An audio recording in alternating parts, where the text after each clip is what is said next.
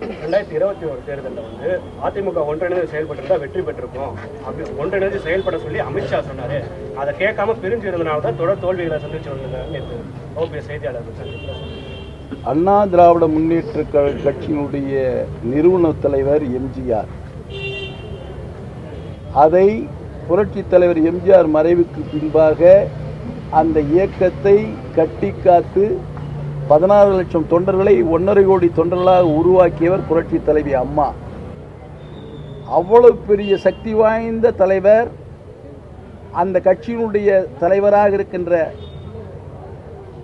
இன்றைய பிரதமராக இருக்கின்ற நரேந்திர மோடியே லேடியா என்ற ஒரு கருத்தை சொன்னார் தேர்தலிலே. அப்படிப்பட்ட ஒரு தன்னம்பிக்கையோடு, அதே நேரத்தில் சுயமாக சிந்தித்து சுய சிந்தனையோடு தன்மான உணர்வோடு இயக்கத்தை நடத்திய கொண்டிருப்பவர்கள் எங்கள் தலைவர்கள்.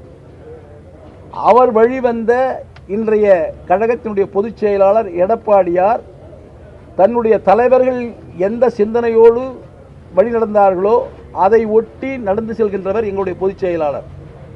அப்படிப்பட்ட பொதுச் செயலாளர் மாற்று கட்சியிலே இருக்கின்ற ஒரு தலைவர்கள் சொல்லுகின்ற கருத்துக்களை எல்லாம் கேட்பதற்கு அளவிலே இந்த இயக்கத்தை எங்கள் பெரியாரும் எங்களை உருவாக்கவில்லை, அண்ணாவும் உருவாக்கவில்லை, புரட்சி தலைவர் எம்ஜிஆரும் உருவாக்கவில்லை, புரட்சி தலைவி அம்மாவும் உருவாக்கவில்லை.